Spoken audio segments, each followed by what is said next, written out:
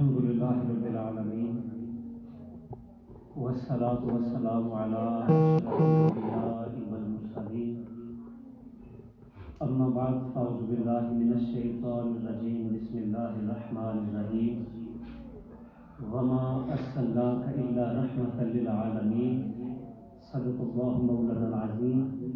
تمام احباب عقیدت اور محبت سے حضور نبی کریم صلی اللہ علیہ وسلم کی بارگاہ میں عقیدت اور محبت سے درود و سلام کا نذرانہ پیش کرے۔ الصلاۃ والسلام علیک یا سیدی وعلی آلک واصحابک یا حبیب اللہ، الصلاۃ والسلام علیک یا رحمۃ للعالمین وعلی آلک واصحابک یا شفیع المذنبین، الصلاۃ والسلام علیک یا سید الاشرار وعلی آلک واصحابک یا جامع الاوصاف۔ تھوڑا سا والیوم اس کا انتہائی واجب الاحترام حاضرین و سامعین و سامعات،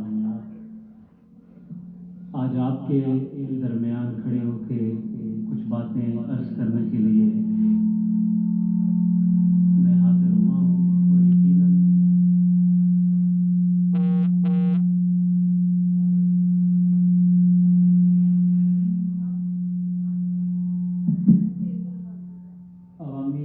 اجتماعات میں محافل میں حاضری ہوتی رہتی ہے، لیکن اس طرح کے ماحول میں حاضر ہونا، آپ سے کچھ باتیں کرنا یقیناً میں اپنے لیے ایک اعزاز اور آنر سمجھتا ہوں۔ اللہ تعالیٰ ہم سب کو حضور نبی کریم صلی اللہ علیہ وسلم کی محبت اور غلامی والی زندگی عطا فرمائے۔ معزز محتشم محکمہ ہیلتھ کے آفیسرز اور ڈاکٹر صاحبان تشریف فرما ہے، آپ سارے احباب بالخصوص میرے برادر محترم ڈاکٹر سید غلام مصطفیٰ شاہ صاحب اور سارے احباب مبارکباد کے مستحق ہیں۔ حضور نبی کریم صلی اللہ علیہ وسلم کے میلاد کی محفل ہے، تو پہلی بات میں یہ عرض کروں گا کہ حضور کا میلاد منانا یہ اللہ رب العزت کا ایک انعام، محبت اور غلامی اور آپ کا ذکر کرنے کی توفیق عطا فرمائی۔ یہ اس ہستی کا میلاد ہے جو وجہ تخلیق کائنات ہیں۔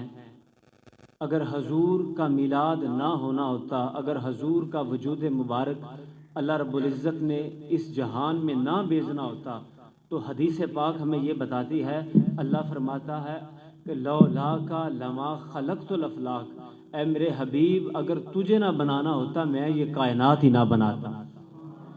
اے میرے محبوب اگر تجھے نہ بھیجنا ہوتا، یہ کائنات، یہ زمین، یہ آسمان، اس کائنات کا چلنا، یہ گردش لیل و نہار، یہ کچھ بھی نہ ہوتا۔ اے میرے محبوب یہ سارا نظام میں نے بنایا ہے تو اس کی ایک ہی وجہ ہے کہ اس کائنات میں رب فرماتا ہے کہ میں نے اپنے محبوب کو بھیجنا تھا۔ علامہ اقبال قلندر لاہوری، شاعر مشرق، نقاد مغرب، آپ حضور کی نعت بیان کرتے ہوئے اسی بات کو بیان کرتے ہیں کہ حضور وجہ تخلیق کائنات ہیں۔ اقبال کہتے ہیں حضور کی طرف اشارہ کر کے، ہو نہ یہ پھول تو بلبل کا ترنم بھی نہ ہو، چمنے دہر میں کلیوں کا تبسم بھی نہ ہو نہ یہ ساقی تو پھر میں بھی نہ ہو، خم بھی نہ ہو، بزم توحید بھی دنیا میں نہ ہو اور تم بھی نہ ہو۔ اور اقبال کہتے ہیں خیمہ افلاک کا استادہ اسی نام سے ہے، نبض ہستی تپش آمادہ اسی نام سے ہے۔ اقبال یہ کہتے ہیں کہ یہ دنیا، اس کی رنگینیاں، یہ کائنات، یہ اللہ نے اس لیے بنائی ہے کہ اس کائنات میں اللہ نے اپنے محبوب کو بھیجنا تھا۔ یہ کائنات اسی لیے بنی ہے کہ اس کائنات بننے کی وجہ میرے آقا کی ذات گرامی ہے۔ اقبال آخر میں کہتے ہیں خیمہ افلاک کا استادہ اسی نام سے ہے۔ استادہ کہتے ہیں کہ وہ ستون جس کے اوپر وہ چھت قائم ہوتی ہے۔ اقبال کہتے ہیں یہ نیلی چھت اگر قائم ہے تو اس کا استادہ بھی آپ ہیں، اور اگر یہ کائنات چل رہی ہے تو اس میں جو تپش ہے وہ بھی اسی وجہ سے ہے کہ میرے آقا کی ذات گرامی آج بھی اس کائنات میں موجود ہے۔ تو حضور وجہ تخلیق کائنات ہیں۔ یہ کائنات، یہ دنیا، اس کی رنگینیاں، اس کا بننا، یہ ساری چیزیں اس لیے ہیں کہ اللہ تعالیٰ نے اس کائنات میں اپنے محبوب کو بھیجنا، یہ حضور کے میلاد کی وجہ سے ہے۔ دوسری بات، میں نے حضور کے اسم گرامی، آپ کے نام کے اوپر میں نے چند باتیں عرض کرنی ہیں۔ حضور نبی کریم صلی اللہ علیہ وسلم کی ولادت باسعادت کے 7 دن بعد آپ کے دادا حضرت سیدنا عبد المطلب رضی اللہ تعالی عنہ نے آپ کی زبان پہ اللہ نے یہ القاء فرمایا کہ وہ اللہ کے حبیب کا نام محمد رکھے۔ سب پڑھیے صلی اللہ علیہ وآلہ وسلم۔ حضور کا اسم گرامی، اس کی کیا شان بیان کریں؟ یہ وہ نام ہے جس کے صدقے سے اللہ نے ساری کائنات بنائی ہے۔ یہ وہ نام ہے جو اللہ کو تمام ناموں سے زیادہ محبوب ہے۔ اگر اس میں مبارک کی شان اور فضائل ہم بیان کریں تو قرآن و حدیث میں پتہ چلتا ہے کہ قرآن کی 4 آیات ایسی ہیں، 114 سورتوں میں سے 6666 آیات میں سے 4 آیتیں ایسی ہیں، 4 مقامات ایسے ہیں جن میں اللہ تعالیٰ نے اپنے پیارے محبوب کا پیارا نام محمد ذکر فرمایا۔ یہ نام کتنی مرتبہ آیا ہے؟ 4 مرتبہ۔ سارے بولیے کتنی مرتبہ؟ 4 مرتبہ یہ نام آیا ہے پورے قرآن کریم میں۔ 4 مرتبہ اللہ کریم نے اپنے محبوب کا نام نامی اسم گرامی ذکر فرمایا ہے۔ وہ 4 آیات کون سی ہیں؟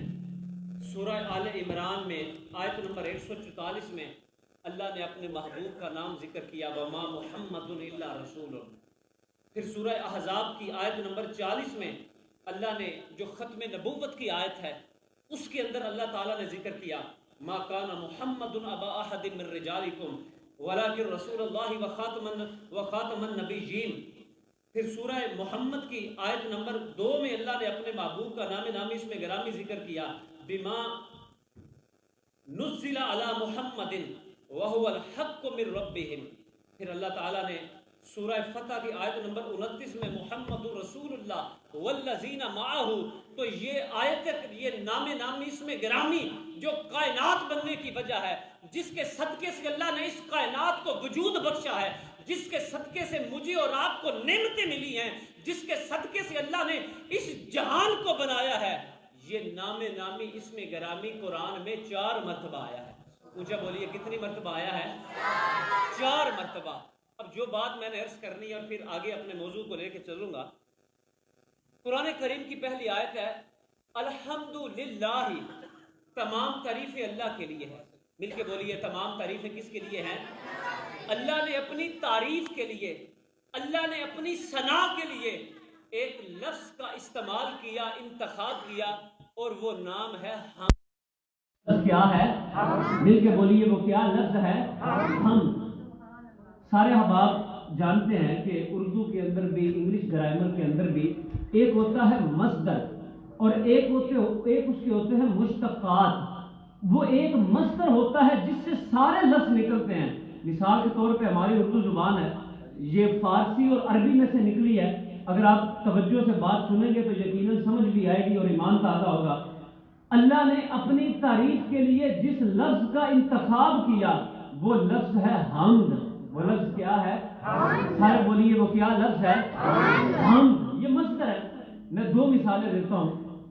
مثلا ایک مصدر ہے علم، اسی علم سے عالم نکلا ہے، اسی علم سے معلم نکلا ہے، اسی علم سے متعلم نکلا ہے، اسی علم سے معلوم نکلا ہے۔ یعنی ایک مصدر ہے علم، عالم بھی اسی علم سے بنا ہے، معلوم بھی اسی علم سے بنا ہے۔ یہ جتنے بھی لفظ ہیں وہ سارے علم سے نکلے ہیں۔ میں دوسری مثال دیتا ہوں۔ ایک مصدر ہے ساجد، اب سجاد بھی اسی سے نکلا ہے، ساجد بھی اسی سے نکلا ہے، مسجود بھی اسی سے نکلا ہے، ساجدہ بھی اسی سے نکلا ہے، مسجد بھی اسی سے نکلا ہے۔ اب جو بات اور نتیجہ میں حضور کے نام کی شان کے اندر عرض کرنا چاہتا ہوں، اللہ نے اپنی تعریف کے لیے جس لفظ کا انتخاب کیا ہے وہ ہے حمد۔ جس طرح علم سے عالم نکلا، علم ان سے معلوم نکلا، علم ان سے عالم نکلا، علم ان سے یہ سارے اس کے لفظ نکلے۔ اللہ نے اپنی تعریف کے لیے جس لفظ کا انتخاب کیا وہ ہے حمد۔ اسی حمد سے اپنی تعریف کو اللہ رب العزت نے انتخاب کیا، اسی حمد سے اللہ نے اپنے محبوب کا نام محمد نکالا، اسی حمد سے اللہ نے اپنے حبیب کا نام حامد نکالا، اسی حمد سے اللہ نے اپنے محبوب کا نام احمد نکالا، تاکہ سمجھنے والوں کو سمجھ آ جائے کہ خدا اور مصطفیٰ یہ جدا نہیں، فرق صرف اتنا ہے، وہ بنانے والا ہے، یہ بننے والا ہے، وہ خالق ہے، یہ مخلوق ہے، وہ شانیں دینے والا ہے، یہ شانیں لینے والا ہے۔ سمجھنے والوں کو سمجھ آ جائے وہ خدا تمہیں تب ملے گا، وہ حمد کا اصل تمہیں وہ مقصد تب ملے گا جب تم محمد کے در کے غلام بن جاؤ گے۔ اللہ نے جو لفظ اپنے لیے تعریف کیا اسی تعریف سے اپنے محبوب کا نام نکالا، اسی سے اپنی محبوب کا نام کا انتخاب کیا، تاکہ پتہ لگ جائے رب تک وہی پہنچے گا جو پہلے محمد صلی اللہ علیہ وسلم کا سچا اور پکا غلام بن جائے گا۔ اب سوال یہ پیدا ہوتا ہے کہ عید میلاد، حضور کی سیرت، حضور کی محبت، یہ ساری محافل کے انعقاد کرنے کا مقصد کیا ہے؟ آج معذرت کے ساتھ ہمارے جمعے بھی ہوتے ہیں، ہماری نمازیں بھی ہوتی ہیں، ہماری محافل بھی ہوتی ہیں، ہم دین کے اوپر بڑا خرچ بھی کرتے ہیں، لیکن بڑی معذرت کے ساتھ آج ہمارے اندر جو مقصدیت ہے وہ فوت ہو چکی ہے۔ آج ہم حضور کے ذکر کی برکات سے محروم کیوں ہیں؟ آج ہمارے گھروں میں وہ حضور کی محبت کی برکتیں کیوں نہیں ہیں؟ کیونکہ ہم حضور نبی کریم صلی اللہ علیہ وسلم کی وہ محبت کا درس جس طرح یاد رکھنا چاہیے تھا ہم نے نہیں رکھا۔ آج ہمارے والدین نے، آج ہمارے پیرنٹس نے اس طرح حضور کی محبت کی گھٹی ہمیں نہیں دی جس طرح ہمارے آباء و اجداد نے، اور جس طرح حضور کی محبت اس بات کا تقاضا کرتی ہے۔ یاد رکھیے گا، یہود و نصارہ یہ میڈیا وار کا دور ہے۔ آج سب سے بڑھ کر وہ چاہتے کیا ہیں؟ یہ مسلمان بحیثیت انسان تو رہے لیکن یہ حضور کی محبت سے ان کی زندگیاں خالی ہو جائیں، حضور کی محبت سے ان کی زندگیاں خالی ہو جائیں، ان کی جبینیں وہ سجود کی لذت سے محروم ہو جائیں۔ آج سب سے بڑی اسلام دشمن اور ملک دشمن اور یہود و نصارہ کی پلانی یہ ہے۔ علامہ اقبال کو ہم نے صرف لب پہ آتی ہے دعا بن کے تمنا میری، صرف اس کے لیے رکھا ہوا ہے، وگرنہ اقبال کو پڑھیں، اقبال وہ ہے جو بندے کی خودی کو بیدار کرتا ہے، اقبال وہ ہے جو بندے کی غیرت ایمانی کو بیدار کرتا ہے۔ اقبال نے اس دور میں آج سے تقریباً 125 سال پہلے اس امت کو اور بالخصوص اس پاک و ہند کے مسلمانوں کو مخاطب کرتے ہوئے کہا تھا، پتہ ہے انگریز کیا چاہتے ہیں؟ پتہ ہے انگریز کی پلان کیا ہے؟ اقبال نے کہا تھا، اقبال وہ کہتے ہیں کہ یہ فاقہ کش جو موت سے ڈرتا نہیں ذرا، یہ مسلمان جو موت سے ڈرتے نہیں ہیں، جو نبی کی ناموس کے لیے، جو اسلام کے لیے مر مٹنے کو تیار ہیں، ان کو تم اگر مٹھی میں کرنا چاہتے ہو تو اقبال نے ان کی جو منصوبہ بندی ہے وہ میرے اور آپ کے سامنے رکھی اور کہا یہ فاقہ کش جو موت سے ڈرتا نہیں ذرا، اس کا حل کیا ہے؟ روح محمد اس کے بدن سے نکال دو، فکر عرب کو دے کے فرنگی تخیلات، اسلام کو حجاز و یمن سے نکال دو، ان افغانیوں کی غیرت دین کا ہے یہ علاج کہ ملا کو ان کے کوہ دمن سے نکال دو۔ آج ہماری نسلوں میں دین نہیں ہے، آج ہمارے گھروں میں دین نہیں ہے، آج ہمارے گھروں میں حضور کی محبت اور دین تب لوٹے گا جب ہم اپنی اولادوں کو حضور نبی کریم صلی اللہ علیہ وسلم کی سچی پکی محبت اور غلامی سکھائیں گے، وگرنہ ہمارے گھروں میں دین نہیں رہے گا۔ یہ بات یاد رکھیے گا۔ حضور کے میلاد منانے کا، حضور کی سیرت کی سیمینار اور محافل کرنے کا مقصد کیا ہے؟ کہ ہم اپنے آقا کے سچے غلام بن جائیں۔ اقبال کی زندگی کو ہی مثال کے طور پہ میں پیش کر دیتا ہوں۔ آپ انگلینڈ میں پڑھ رہے تھے تو وہاں پہ آپ کے والد نور محمد صاحب رحمۃ اللہ علیہ نے پوچھا، بچے جس طرح کے ہاسٹل میں پڑھتے ہیں، خطوط کا دور تھا، پوچھا تو اقبال کے مکتوبات اور خطوط آج بھی کتابوں میں موجود ہے۔ اقبال نے کیا رکھا؟ اصل میں یہاں بات عرض کرنا چاہتا ہوں، یہ والدین کی تربیت ہے کہ جو حضور کی محبت سکھاتی ہے۔ یہ پچھلے دنوں 92 پہ میں نے یہ بات عرض کی تھی کہ آج سب سے فیلئر 2 طبقے ہیں، 3 طبقے، جو سب سے فیل ہے، سب سے فیل حکمرانوں کو تو آپ چھوڑ ہی دینا، میں تو انہیں اس کیٹیگری میں گنتے ہی نہیں کہ وہ کبھی تربیت کریں گے یا انہیں پتہ ہے، انہیں چھوڑ ہی دیں۔ ان کے علاوہ 3 اہم طبقے ہیں اور تینوں میں سمجھتا ہوں کہ یہ فیل ہے، یہ بڑے باشعور لوگوں کا مجمع ہے۔ وہ 3 طبقے کون سے ہیں؟ ایک علماء، ایک اساتذہ اور ایک والدین۔ والدین کا جہاں مقام اتنا بلند ہے، خدا رسول کے بعد پہلا حق ان کا ہے، وہاں ان کی ذمہ داریاں اور رسپانسبلٹیز بھی اس قدر زیادہ ہے۔ اب کیا ہے والدین کی ذمہ داری کتنی ہے؟ اگر حدیث پاک سنیے گا ہمارے رونگٹے کھڑے ہو جاتے ہیں۔ حضور نے فرمایا کل مولود یولد علی الفطرۃ، کہ جو نو مولود بچے پیدا ہوتے ہیں نا، یہ کوئی پیدائشی جہنمی نہیں ہوتا، نہ کوئی پیدائشی کافر ہوتا ہے۔ حضور نے فرمایا کل مولود یولد علی الفطرۃ، ہر نو مولود فطرت میں پیدا ہوتا ہے، اور اللہ نے انسان کی فطرت اور جبلت کو دین اسلام کے عین مطابق خلق فرمایا ہے۔ اب حضور نے والدین کو مخاطب کیا، فرمایا وہ ابوائے ہیں، یہ ان کے والدین ہیں، یحودان ہی جو انہیں یہودی بناتے ہیں، یمجسان ہی انہیں مجوسی بناتے ہیں، ینصران ہی انہیں نصرانی بناتے ہیں۔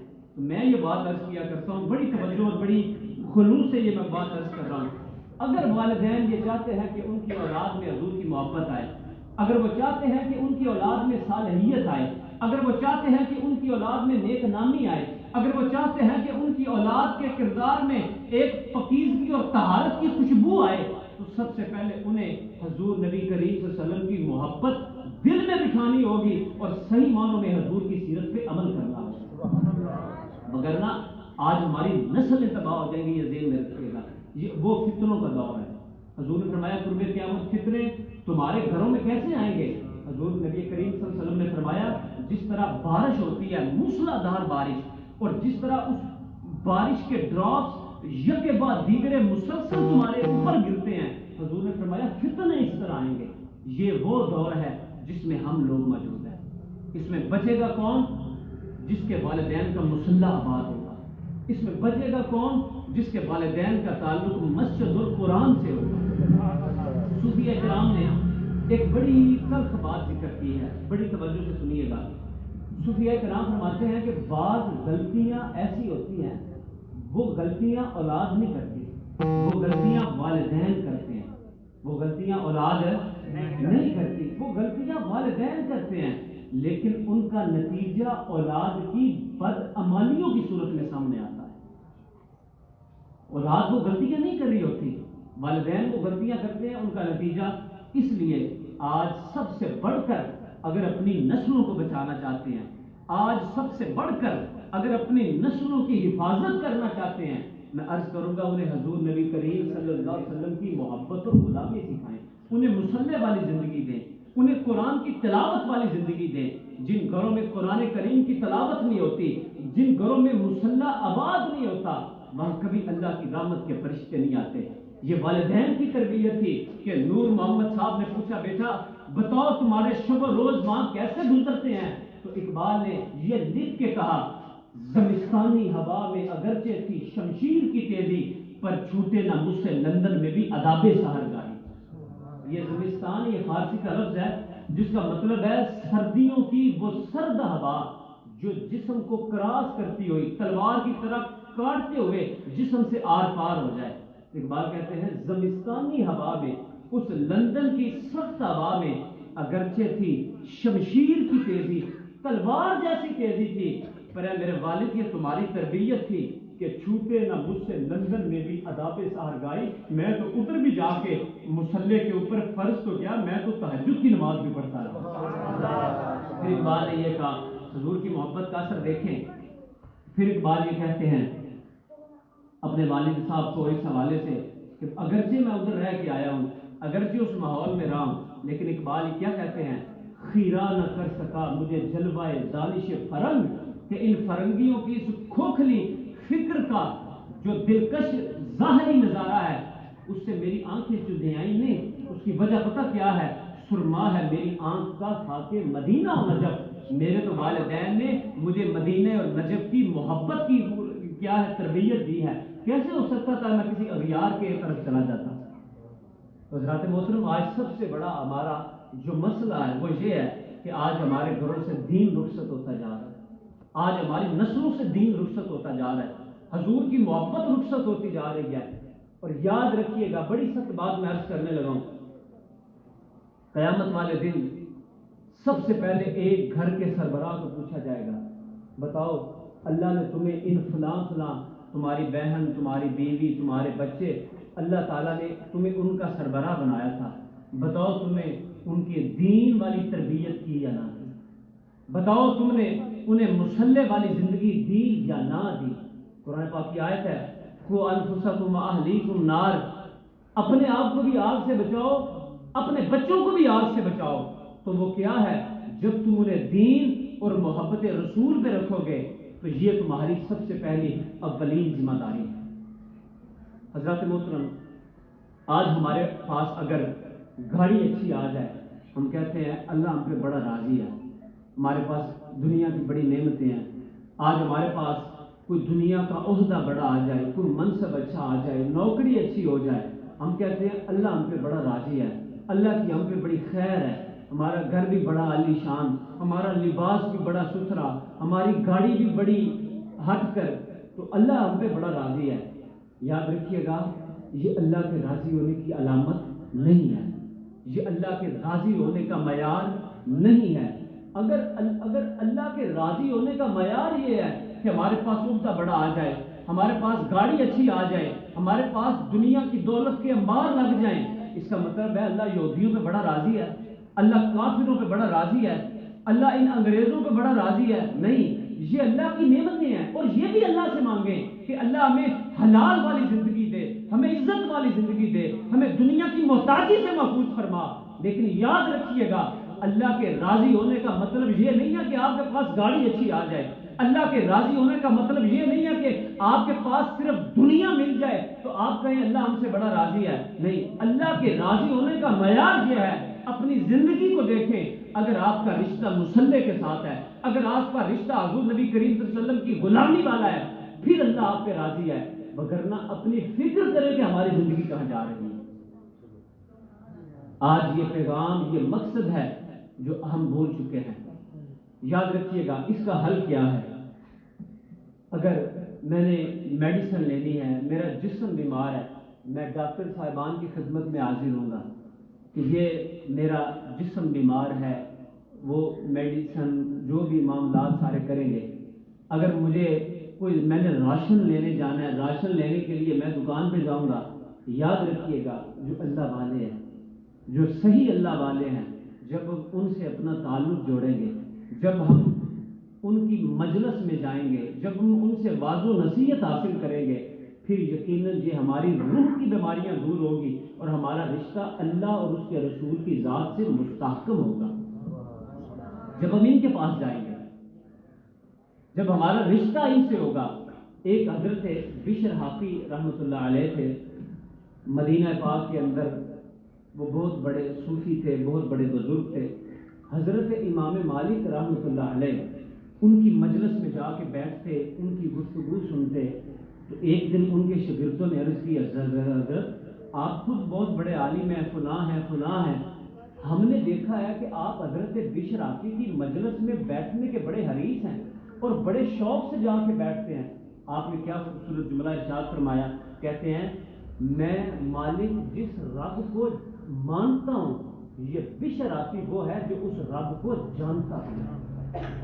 اس لیے جو اللہ والے ہیں، جو اللہ سے ملاتے ہیں، یہ اللہ والے ہیں جو اللہ کی محبت اور اللہ کے نبی کی محبت والی تربیت ہماری کرتے ہیں۔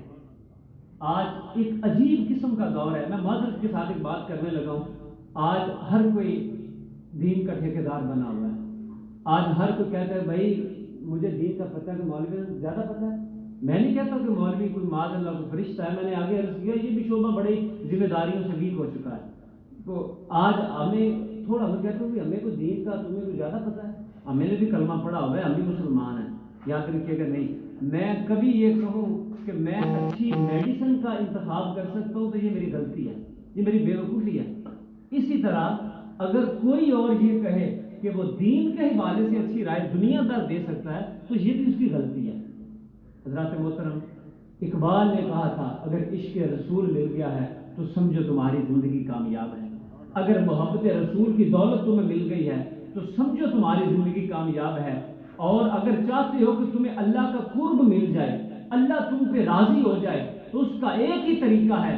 قرآن کی آیت کی تشریح کرتے ہوئے اقبال نے کہا تھا کہ محمد سے وفا تو نے تو ہم تیرے ہیں، یہ جہاں چیز ہے کیا لوح و قلم تیرے. اصل جو منزل ہے وہ کیا ہے؟ ہماری زندگی گزرے اللہ اور اس کے رسول کی محبت میں گزرے، ہماری زندگی گزرے سجدے والی زندگی گزرے. میں آگے بھی عرض کر رہا ہوں کہ یہ انتہائی سخت دور ہے، انتہائی فتنوں والا دور ہے، لیکن ستم ظریفی یہ ہے کہ ہمیں احساس بھی نہیں. ستم ظریفی یہ ہے کہ ہمیں احساس بھی نہیں کہ ہم نے اپنی اولادوں کو حضور کی محبت اور غلامی کی تربیت کس طرح دے کے جانی ہے. ہر والدین سے قیامت والے دن پوچھا جائے گا، بتاؤ کہ تم نے اپنی اولاد کو دین دیا یا نہ دیا، تم نے انہیں حضور کی محبت سکھائی یا نہ سکھائی، تم نے انہیں مصلی پہ کھڑا ہونا سکھایا یا نہ سکھایا. بس حدیث پاک ہے اگر بیٹا نماز نہیں پڑھتا اسے تھپڑ تک مار دو. اب یہ دیکھیں یہ کیوں کہا گیا؟ یہ ترغیب دلانے کے لیے ہے. آج کتنے والدین ہیں جو اپنی اولاد کو دینی منہج پر لے کے چلتے ہیں. اس لیے میری یہی درخواست ہے، یہی میلاد کا پیغام ہے، آئیے ایک نئے عہد کر کے، ایک نئی نیت کے ساتھ ہم حضور نبی کریم صلی اللہ علیہ وسلم کی محبت سیکھیں، ان کی محبت اپنی اولاد کو سکھائیں. جب ہم اس راہ پہ چلیں گے پھر یقیناً اللہ کی رحمتیں ہمارا استقبال کریں گی، پھر یقیناً اللہ رب العزت کی رحمتیں اللہ ہمیں عطا فرمائے گا جب ہم حضور نبی کریم صلی اللہ علیہ وسلم کی محبت اور غلامی میں زندگی بسر کریں گے. یہ بڑا پرفتن دور ہے، اس کو سمجھنا، اس کو جاننا یہ انتہائی ضروری ہے. فرمایا قل ان کنتم تحبون اللہ، اگر چاہتے ہو کہ اللہ تم سے محبت کرے، اگر چاہتے ہو کہ اللہ تم سے پیار کرے، اس کا ایک ہی حل ہے، فاتبعونی یحببکم اللہ. تم حضور کی اتباع کرو، حضور علیہ السلام کی محبت کا نتیجہ یہ ہوگا کہ میرا رب بھی تم سے پیار کرے. حضور نے صرف نمازیں پڑھنا نہیں سکھائی، دین صرف عبادات کے طور طریقوں کا نام نہیں ہے. آپ ایک عالم دین ہیں، آپ ایک استاد ہیں، آپ ایک والد ہیں، آپ ایک ڈاکٹر ہیں، آپ ایک سپاہی ہیں، آپ دنیا کے کسی بھی شعبے سے تعلق رکھتے ہیں.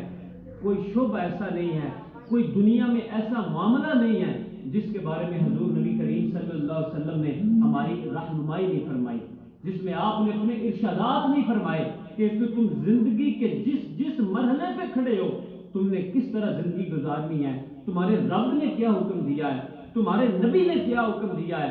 جب ہم ان پہ چلیں گے تو یقیناً اللہ بھی ہم پہ راضی ہوگا اور اللہ کا رسول بھی ہم پہ راضی ہوگا. اس لیے اس میلاد کے پیغام کو سمجھیں. جو مقررہ وقت مجھے حکم دیا گیا تھا وہ تقریباً ہو چکا ہے، تو میری یہی آپ سے ریکویسٹ ہے، آج سارے ہم یہی اللہ کی بارگاہ میں دعا کرتے ہیں کہ اللہ ہمیں سچا پکا مسلمان بننے کی توفیق عطا فرمائے، ہمیں حضور سے سچی وفاداری اور سچی محبت کرنے کی توفیق عطا فرمائے. وآخر دعوانا ان الحمد للہ رب العالمین.